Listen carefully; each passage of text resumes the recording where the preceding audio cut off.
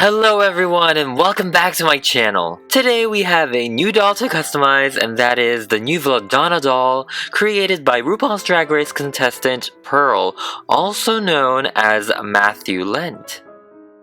Vladonna is the new DIY alternative fashion doll that will be whoever you want her to be. She can be purchased in kidrobot.com and retails for $39.99, and I think that is very reasonable for a doll. And now she's here in our hands and we can actually customize her. Here we have the blonde Vladonna. I love how exaggerated her features are, and it is meant to mirror an over-the-top drag queen silhouette. So many characters popped into my head, and one of them is Yessica Wabbit.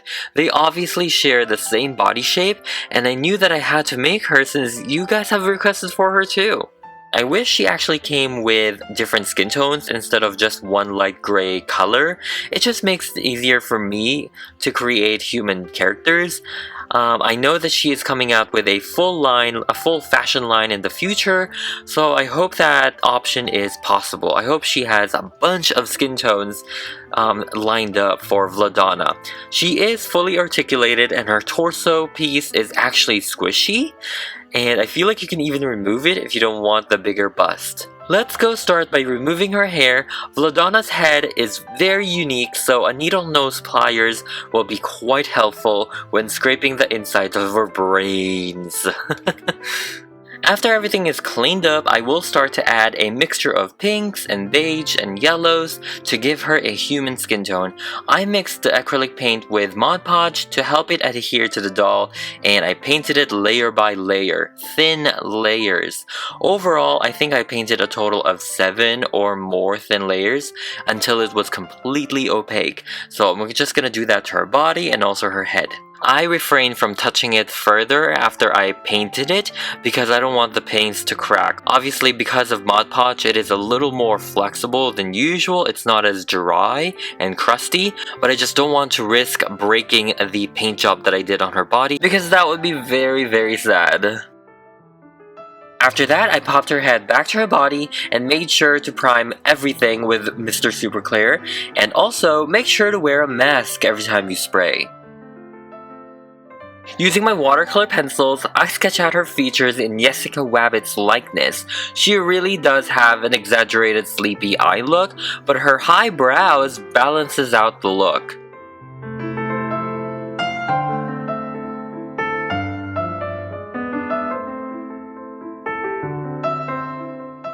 Because we are technically drawing on paint and not necessarily the doll's actual surface, try to be more careful than usual because paint can still be scraped off and you don't want that either.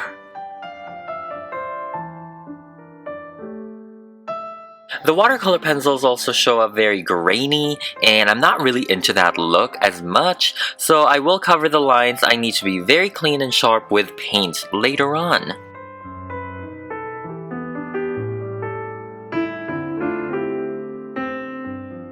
Since the Vladonna face is flat, creating different eye shapes and looks is quite easy. I wanted to play around with gradients to create the illusion of dimensions with her eyes and also her lips.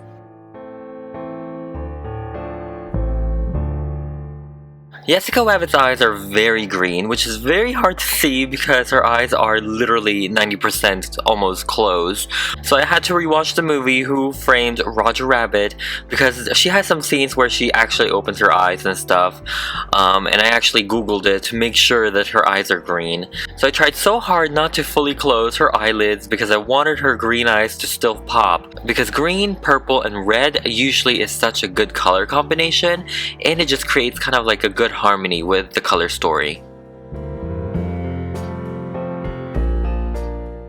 If you guys have not seen Who Framed Roger Rabbit, it is actually such an amazing movie, but seeing the cartoons from competing companies like Disney and Warner Brothers, Mickey Mouse and Bugs Bunny in one movie, side by side, it's kind of like those things where we always dream to have a collaboration of DC Universe and Marvel Universe, but it's kind of like, you know it's not gonna happen anymore, where two competing companies work together to create one amazing film, and seeing their cartoons together is very nice, so definitely check it out I literally only watched it because of Yessica Wabbit, honestly.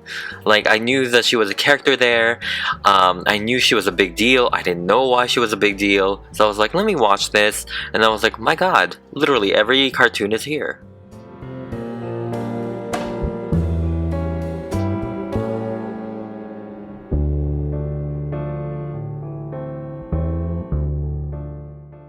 I added light on the center of her lips to make it look bigger and poutier, as if it wasn't big enough.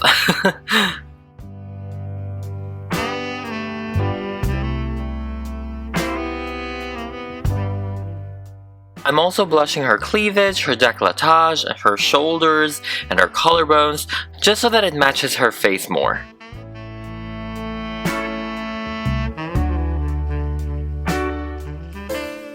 And then I give her lips some gloss. I don't know how she manages since her hair covers half of her face, and I'm sure getting the hair stuck on the lips is very annoying. And lastly, I give her lashes, which will cast a shadow to make her look more sleepy.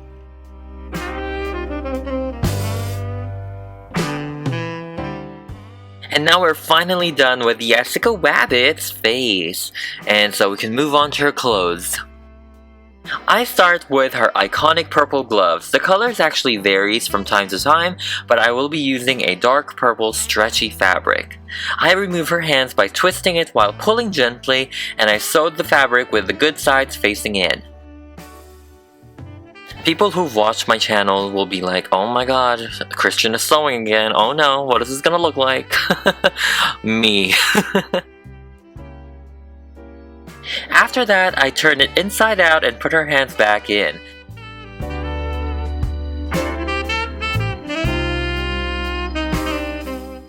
I paint the gloves as close as the fabric to try and match it. And that's it for the gloves! She wears an iconic red dress. It's in satin for the most part, but it's also very sparkly when she's performing. I have this really sparkly red fabric that I can use for her dress, and I wanted to have a small train.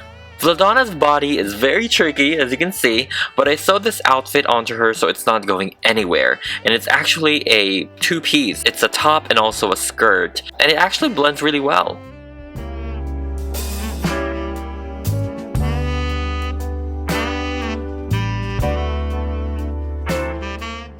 I wanted to keep her iconic high slit, and I secured some of it onto her legs with hot glue. For her shoes, Pearl said that she fits Monster High shoes, which is very true for the boots, but not for the heels. It was too big. Hasbro Disney shoes are also very big. Some Barbie shoes are actually perfect, and some barely fits. The one I'm using is a Silkstone style shoe, and it kind of fits. I was actually going to make her pumps with epoxy clay, but decided to use this instead because it looks really good. I'm just repainting it to give it a pink shimmer and glue it onto her feet.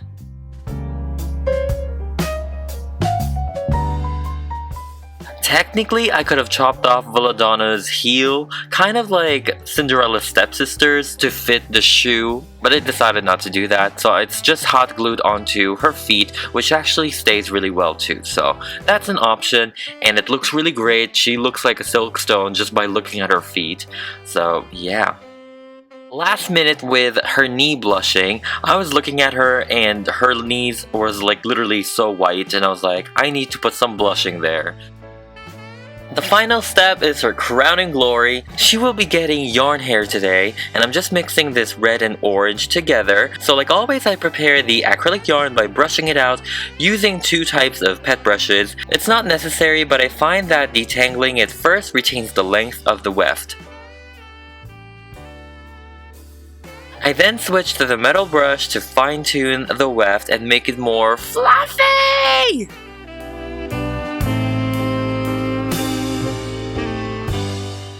Next, I take my hair straightener and run through the hair multiple times. It's crazy how different the weft looks and feels after you straighten it.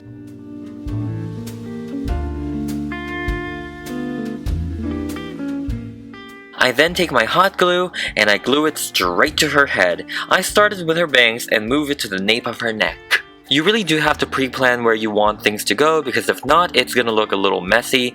So I just try to make sure everything is concealed and clean. Then we have to make sure to give her the gold earrings to frame her face. So another last minute change, I'm actually going to replace Vladonna's hands with Barbie Made to Move hands. If you recognize these hands, go ahead and let me know in the comments below if you know. But I think it looks better as a Yessica Wabbit character because she did have very small feet and hands in the movie, and I want to be as accurate as possible, so I'm just painting it again like the first one. I feel like it fits the Yessica Wabbit aesthetic a lot more to have the smaller, daintier hands.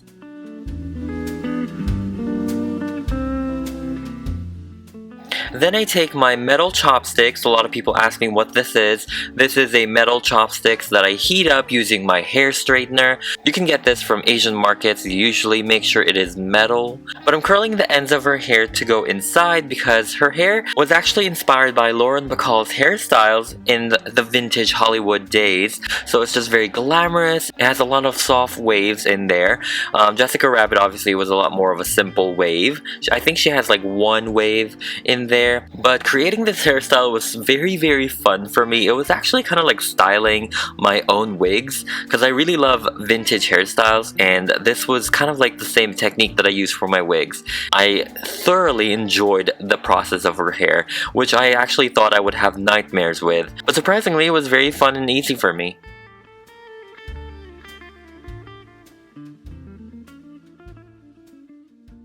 And now we're done.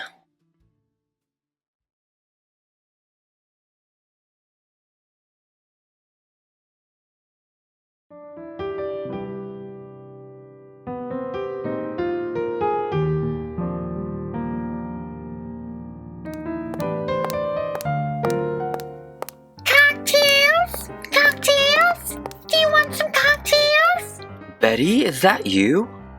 Oh, hey, Jack Frost. Long time no see. What are you doing here? Work's been kind of slow since cartoons went to color, but I still got it, Jackie. Boop, boop, be-doop, boop. Yeah, you always do.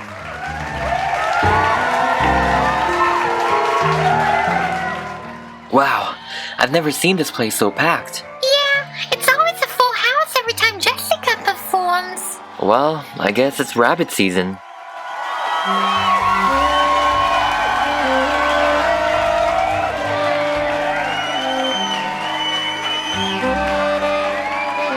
You have a plenty money, 1922.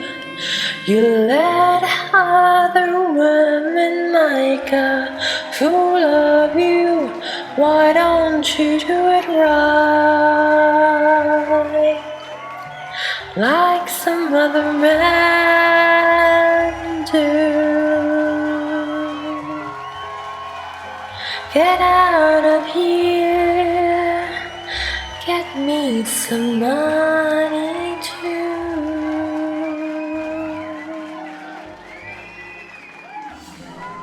Why don't you do it right,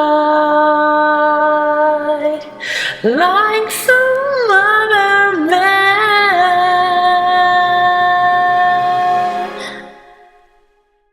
do?